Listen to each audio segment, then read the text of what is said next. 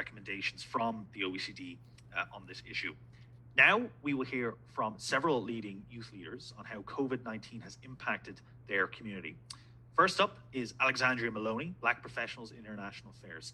Alexandria, it is always a delight to have you participate at an OECD webinar. I'm now going to spotlight you, and over to you.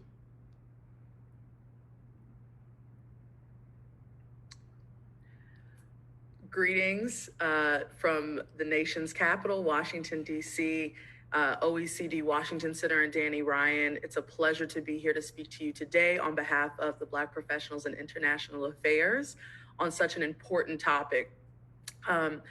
In terms of our organization, how it's been impacted by COVID, what resilience has looked like for BPIA, and some of the policy area kind of recommendations that we have as we approach this post-COVID environment for young people, and like I like to refer to us as NextGen leaders, to thrive. I think Verley's presentation displayed an excellent and very clear and crisp outline of kind of where things have come and how the context of workforce and the developments there for young people have evolved during this particular pandemic. As Ms. So mentioned earlier, Ms. Grace from IBM, for organizations that have shown some resistance to learning, it seems as though there have been some challenges in particular for those organizations. And by learning, I mean leaning into and understanding this new virtual context that we live in. And at least for Black professionals in international affairs, we've been fortunate enough to have a board who is very open and encouraging of new virtual ideas and how we can continue to engage in our different communities and different outreach.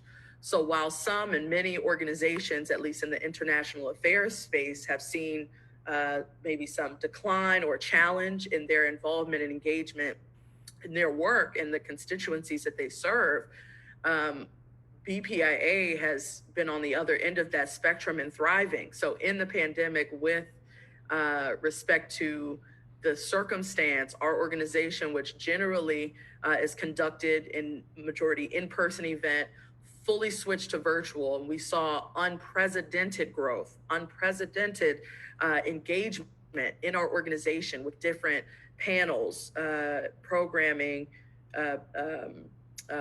virtual connection, members-only connections. One spotlight was our diversity and international affairs virtual conference and career fair, where we had OECD representation there speaking on our panels. So this, I think, for organizations who are open to leaning in to the new opportunities and the knowledge that is embedded, to be quite frankly, in us as the next gen who have this experience and this background in and comfortability in navigating these virtual spaces, to be able to have a place and have a platform within our respective organizations, to be able to provide solutions and kind of lead that process, which I can understand that may be a little challenging for some organizations, or particularly, maybe federal agencies or governments, where there is a existing kind of way of doing things and existing structure on who gets to lead what when. But as we've seen with unprecedented times, organizations have been thriving and have been successfully completing their missions, led and supported by us as next gen leaders. So that's how our organization has been impacted, and in terms of kind of the resilience of BPIA during this time, maintaining our networking and opportunities and things of that nature.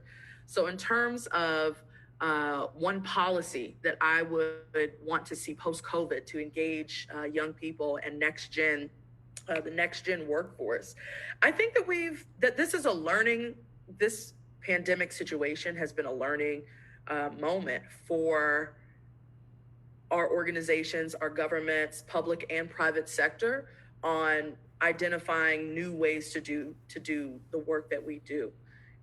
So in terms of a policy that I would recommend, I think that it may be beneficial for organizations to implement and explore a kind of formal, whether it be a task force or a listening session of some sort, where it is truly, open door kind of, we're going to pull all of our NextGen employees and NextGen kind of leaders in our organization together to bring these new ideas and actively work together, both with the NextGen younger generation employees, with the leaders of these organizations and governments, on how we can continue to build and further push the missions of our organization. Let's face it, the virtual environment allows us to reach people that we have never reached before, into rooms that we may never have been able to reach. I don't know if I can say that I would be able to speak at or be invited to the OECD if it wasn't for the opportunity of this virtual environment. So I really encourage that particular policy exploration of both public and private sector organizations. So with that, I'll go ahead and conclude and pass it back to Mr. Ryan. Alexandria, thank you as always for engaging with the OECD Washington Center, the OECD, and for joining us today and giving us your perspective.